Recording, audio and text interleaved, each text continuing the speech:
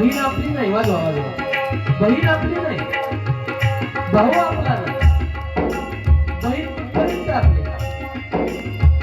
जवळ झाले मोठा धंदा तेव्हा बहीण म्हणे दादा, जोपर्यंत आपला धंदा चालतो तोवर बहीण आपल्याला दादा म्हणते आणि आपलं कुबाड मस्त किती दादा म्हणत नाही. जवळ झाले मोठा धंदा तेव्हा बहीण म्हणे